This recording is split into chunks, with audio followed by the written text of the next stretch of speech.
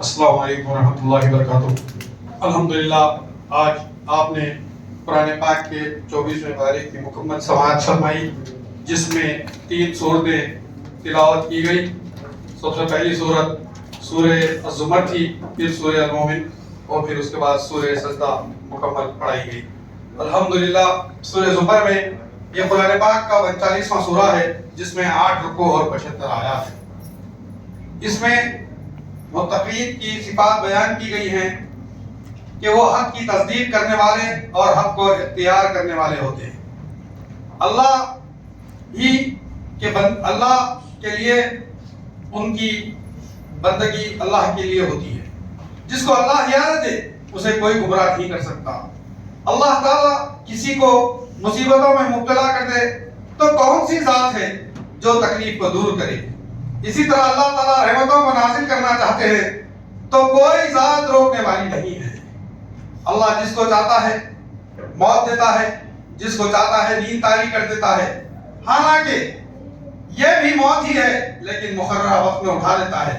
اگر اللہ چاہے تو اسی حالت میں موت دے دے۔ انسان کی فطرت ناشکری بتائی گئی ہے کہ جب اسے مشقت میں مبتلا کرتے ہیں تو وہ ہمیں پکارتا ہے، اور جب اسے نعمتیں فراہم کرتے ہیں تو کہتا ہے یہ سب اپنے علم و کمال کے سبب ہے۔ نبی اکرم صلی اللہ علیہ وسلم کو حکم دیا گیا ہے کہ گنہگار بندوں سے کہہ دے کہ وہ رحمت الہی سے مایوس نہ ہو، اللہ تعالیٰ گناہوں کو معاف کرنے والا ہے۔ پھر واضح کیا گیا ہے کہ ہیلے بہانے کا کوئی فائدہ نہیں۔ اگر اللہ چاہے تو میں متقی بن جاتا، اس نے نہیں چاہا میں نہیں بنا۔ اس طرح عذاب کو دیکھ کر کہے گا مجھے وقت مل جاتا تو محسن بن جاتا۔ ان بہانوں کا کوئی فائدہ نہیں۔ اللہ ہی ہر چیز کا خالق ہے، وہی ہر چیز کا نگہبان بھی ہے، اسی کے پاس زمین و آسمان کے خزانے ہیں۔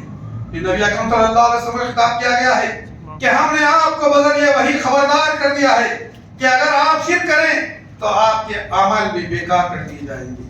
پھر خبر دی گئی ہے کہ روز قیامت زمین اللہ کے ایک ہاتھ میں ہوگی اور آسمان اللہ کے سیدھے ہاتھ میں لپٹا ہوا ہوگا۔ اللہ ہر شرک سے پاک اور بالا تر ہے۔ قیامت کا جب پہلا سور پھونکا جائے گا، زمین و آسمان سب ملیا میٹ ہو جائیں گے۔ جب دوسرا سور پھونکا جائے گا تو سب دوبارہ زندہ ہو جائیں گے۔ یہ ساری کی ساری زمین اللہ کے نور سے جگمگا اٹھتی ہے۔ جہنمیوں کو روز قیامت جہنم کی جانب بھاگا جائے گا تو جہنم کے داروغہ سے سوال کریں گے کہ کیا کوئی ڈرانے والا نہیں آیا تھا؟ ان پر عذاب مسلط کر دیا جائے گا۔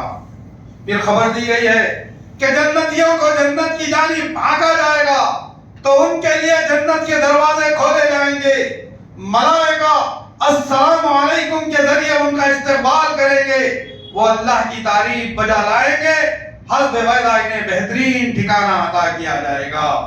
پھر 75ویں آیت میں اللہ فرماتا ہے روز قیامت فرشتے اللہ کے عرش کے اطراف اسی کی حمد و ثنا و بڑائی کرتے رہیں گے۔ رب ذوالجلال والاکرام نے پھر سورہ المومن شروع ہوتی ہے جو قرآن پاک کا 40واں سورہ ہے، جس میں 9 رکوع اور 85 آیات ہیں۔ اسے سورہ غافر اور سورہ طول بھی کہتے ہیں۔ اس میں اللہ کی صفت بیان کی گئی ہے کہ وہ عزیز علیم، گناہوں کو معاف کرنے والا اور توبہ کو قبول کرنے والا، سخت گرفت کرنے والا، انعام و قدرت والا ہے۔ اس کے علاوہ کوئی بھی لائق عبادت نہیں ہے۔ پھر خبر دی گئی ہے کہ حاملین عرش ملائکہ جو کہ عرش الہی کے اطراف ہیں اللہ تعالیٰ کی تسبیح میں مگن ہیں۔ پھر حکم دیا گیا ہے کہ کافر کتنا ہی ناپسند کیوں نہ کرے، اللہ تعالیٰ کو اخلاص دین کے ساتھ پکارتے رہو، جو درجات کو بلند کرنے والا مالک عرش ہے۔ پھر حکم دیا گیا ہے کہ لوگوں کو قریب ہی آنے والے قیامت کے دن سے ڈرائیے، جس دن لوگوں کے دل حلق تک آ جائیں گے۔ ظالموں کے لیے کوئی دوست و سفارشی نہ ہوگا، وہی آنکھوں کی خیانت اور دلوں کے بھیدوں کو جانتا ہے۔ پھر خبر دی گئی ہے سابقہ عذاب دہندہ اقوام جو کہ شان و شوکت اور قوت و طاقت والی تھی، لیکن ان کے گناہوں کے سبب اللہ نے انہیں ہلاک کر دیا، انہوں نے نبیوں کے ساتھ کفر کیا۔ پھر فرمایا گیا فرعون و حامان قارون کا تذکرہ کرتے ہوئے جنہوں نے موسیٰ کی دعوت میں شک و شبہات پیدا کر دیے تھے۔ فرعون ہی کے लोगों में एक मोमिन था जिसने अपने ईमान को छुपाए रखा।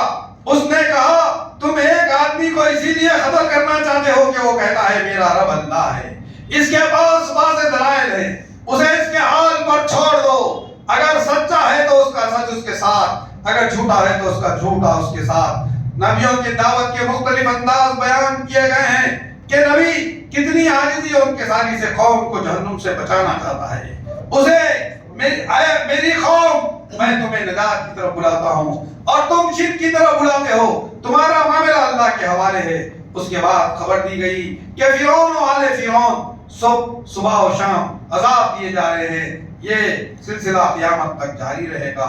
फिर जहन्नुम के दारोगा से तखफीफ अजाब की दरख्वास्त करेंगे। हदीस में आता है कि जहन्नुम के दारोगा का नाम मालिक होगा, वो इंतहाई बदसूरत होगा। जब जहन्नुमी ये फरियाद करेंगे तो उनसे मुंह मोड़ लेगा और उनका जवाब देने के लिए 40 साल लग जाएंगे।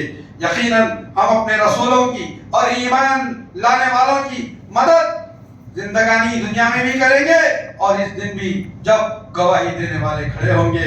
रसूल अकरम सल्लल्लाहु अलैहि वसल्लम को तसल्ली दी गई है कि साबिक़ा अक़वाम ने अपने नबियों के साथ भी बुरा मामला किया, मिसालें आपके सामने हैं। लिहाजा मुशरिकीन की बातों से आप कभी तय खातिर ना हो, बल्कि आप सब्र करें और अल्लाह ताला से मग़फ़िरत तलब करते रहें और सुबह और शाम अल्लाह की बड़ाई बयान करते रहें। फिर बताया गया है कि अंधा और बीना बराबर नहीं हो सकते, इसी तरह अहले ईमान और गुनहगार बराबर नहीं हो सकते।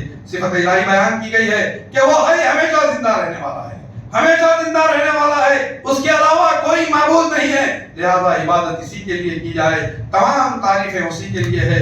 रसूल अकरम सल्लल्लाहु अलैहि वसल्लम की ज़ुबानी बताया गया है कि मुझे इस बात से रोक दिया गया है कि मैं अल्लाह की इबादत करूं, जबकि मेरे रब के पास वाज़ेह दलाइल मुझ तक आ चुके हैं। मैं इसी की फरमाबरदारी का हुक्म दिया गया हूं जो दोनों जहानों का रब है। और नबी अकरम सल्लल्लाहु अलैहि वसल्लम को तसल्ली दी गई है कि इन कुफ्फार के एतराज़ात पर आप सब्र करें, अज़ाब का जो वादा हमने किया है वो पूरा करेंगे, वो उनकी जिंदगी ही में देख लेंगे या आपकी वफात के बाद देख लेंगे। हमने नबियों के वाक़यात को आप पर बयान किया और बाद के वाक़यात नहीं बयान किए। नबियों का हर मामला हुक्म इलाही के मुताबिक और ताबे होता है।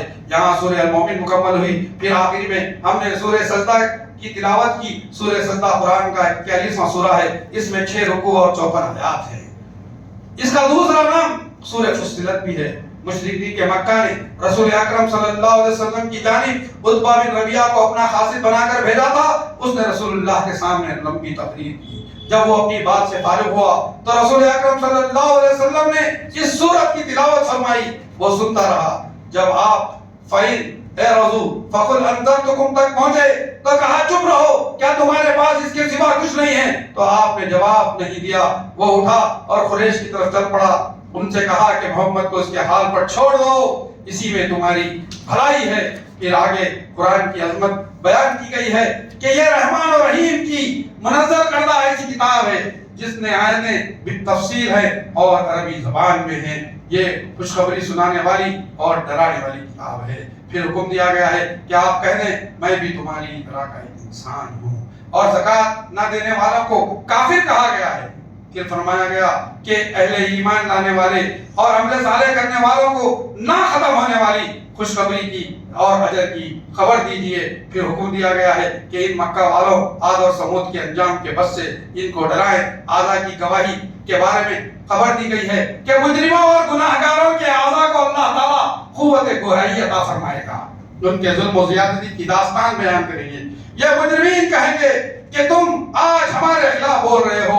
वो कहेंगे अल्लाह बुजुर्ग और बर्तन ने बोलने की क़ुव्वत दिया तो क्यों ना बोले। लोगों ने ये समझ रखा था कि उनके पुरशुदा जराइम का कोई गवाह नहीं है, लेकिन अल्लाह आंखों कानों चमड़ों को क़ुव्वत गोयाही देगा और मुजरिमीन के गुमान को चूर चूर कर देगा। फिर बताया गया जब कुरान पढ़ा जाए तो ये मुशरिकीन अपने औबाशों को शोर मचाते सीटियां बजाने का हुक्म देते ताकि ये कुरान की आवाज पर गालिब आ जाए। फिर फरमाया गया जहन्नुमों में काफिरों की फरियाद होगी, अरे हमारे रब इन जिनों इंसानों की निशानदेही कर दे जिन्होंने हमें गुमराह किया था। جس کے سبب ہم جہنم رسید ہوئے، ہم انہیں جہنم میں اپنے قدموں تلے دبا کر رکھیں گے۔ پھر اللہ پر ایمان لانے والے، استقامت اختیار کرنے والے، تحفظ ایمان کی خاطر تمام مظالم برداشت کرنے والوں پر ملائکہ کا نزول ہوتا ہے۔ انہیں نہ ڈرنے نہ غم کرنے کی ضرورت ہے، ان کے لیے جنت کا وعدہ ہے اور خوشخبری ہے۔ اللہ تعالیٰ دنیا و آخرت میں ان کا ذمہ دار ہے، انہیں من چاہی چیزیں عطا کی جائیں گی، اللہ کی جانب سے بہترین میزبانی ہوگی۔ داعی اللہ کا مقام بیان کیا گیا ہے کہ اللہ کی دعوت دینے سے اچھا کوئی اور کام نہیں ہے۔ داعی اپنے مسلمان ہونے کا اعلان کرتا ہے۔ پھر بتایا گیا کہ